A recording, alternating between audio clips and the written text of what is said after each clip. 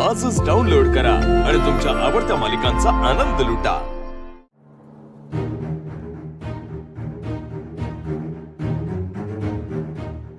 ऐश्वर्या, मला असं वाटतं की तू सारांची आणि या पोरीची माफी मागावीस आणि त्यांना शब्द दे की यापुढे काही वाटेल ते झालं तरी सुद्धा या पोरीला इजा होईल असं तू काहीही करणार नाहीस।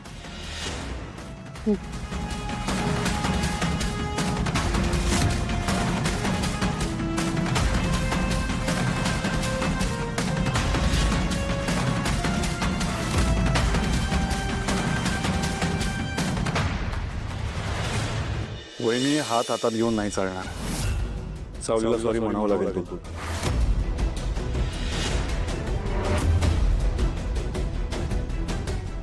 माझ्या जेस्चरने नाही वाटत आहे का तुला सारंग? नाही वाटत आहे वहिनी, प्लीज सॉरी म्हण। सारंग सर, सॉरीची काय गरज आहे? वहिनी सॉरी म्हण प्लीज। सॉरी।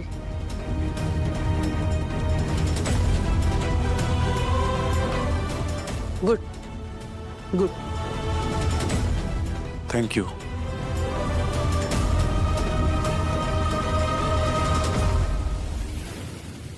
चला, विषय संपला नाही तर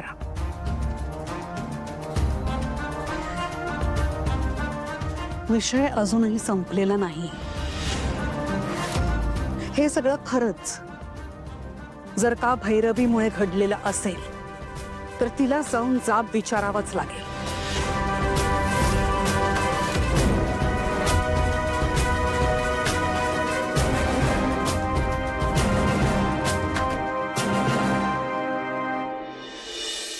तारा, मी तुझ्या मॉमचं नाव घेतलं म्हणून तुला राग आला? हो वहिनी, आलाय। अगं पण तू तुझ्या आईला ओळखतेच ना, ती सुडाला पेटली तर ती काहीही करू शकते हे माहितीये ना तुला? हो ना? बरोबर बोलताय तुम्ही। मला माहितीये माझी मम्मा कशी येते, लहानपणापासून बघत आली आहे ना मी तिला। ती सुद्धा तुमच्यासारखीच पाताळ यंत्री आणि काळ्या मनाची। एनिवे, जाऊ दे, तिचं कर्म तिच्यासोबत। नाही म्हणजे तिने जर काय हे सगळं केलं असेल तर तिला शिक्षा मिळेल आणि आपोआप गोष्टी बाहेर येतील। Let it go. करेक्ट आहे। बघा ना, माझ्या मम्मापेक्षा माझी जास्त काळजी तुम्हीच करता नाही? ऑलवेज। तारा, तू रागवली नाहीस ना माझ्यावर? नाही, अजिबात नाही। Very good.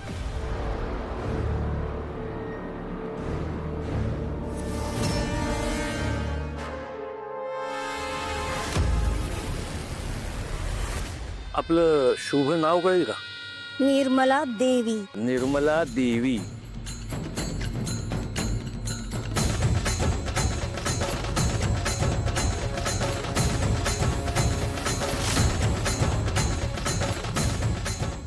तुमची आणि माझी ही पहिलीच भेट नाही का?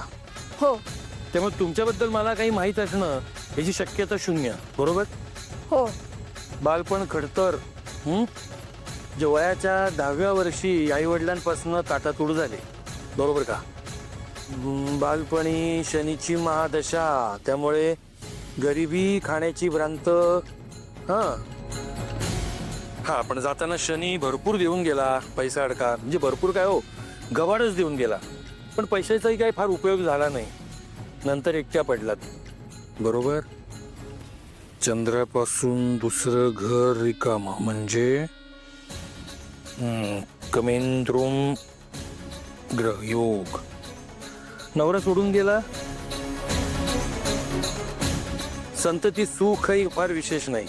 म्हणजे लेख आहे आस्तिक, पण तिचं तुमचं काही जमत नाही।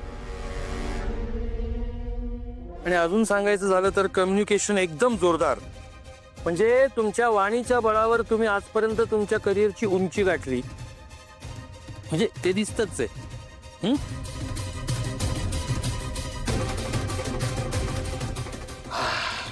हा सगळा माझा भूतकाळ झाला. पुढच्या 10 मिनिटाचं भविष्य सांगा. पुढच्या 10 मिनिटात कशाला, पुढच्या 2 मिनिटात सांगतो आता इथे काय घडणार आहे. आता इथे एक फोन येईल, कळलं? आणि त्याच्या दुसऱ्या मिनिटाला माझ्या हातकड्या काढल्या जातील आणि मला इथून मुक्त केलं जाईल.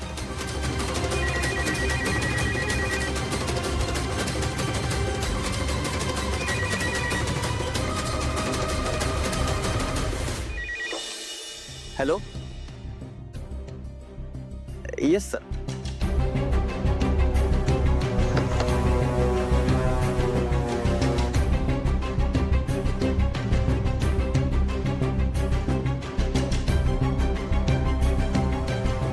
शेके बेड्या काढा.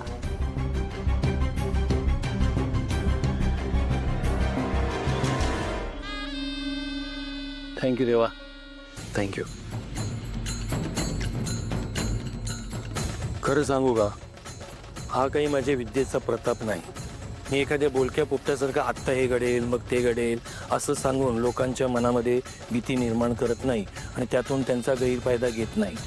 एक सांगतो मात्र, माझी विद्या भविष्याचे संकेत देते, पण कुठलंही ठोस विधान करत नाही. कारण विधान हे विधीचं असतं, ते करणारे आपण कोण आहे का? बरं निर्मला दीदी, मला सगळं चित्र स्पष्ट झालेलं आहे. म्हणजे माझ्यासोबत आता हे जे काही घडलंय ते, पण तरी तुम्हाला विचारतो, हे का घडलं? मला एक व्हिडिओ आला होता.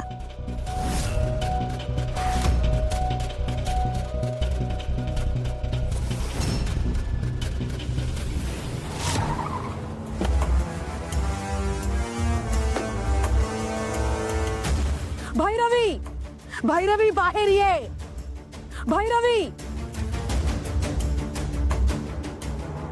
काय आज अचानक माझ्या दाराशी येण्याची वेळ का आली तुझ्यावर? तुला वॉर्न करायला आली नाही. माझ्या सारांपासून आणि माझ्या कुटुंबापासून दूर राहायचं. असंही मला मेंदळे कुटुंबाशी कुठलाच संबंध ठेवायचा नाहीये. नकोच ठेवूस. माझ्या कुटुंबाच्या आसपास सुद्धा फिरकायचं नाहीस. तू जेव्हा माझी मैत्रीण होतीस तेव्हा मी तुझ्यावर जीव ओवाळून टाकला होता, पण आता तू माझी मैत्रीण नाहीयेस. लक्षात ठेव. आता परिस्थिती वेगळी आहे. मी एक आई आहे.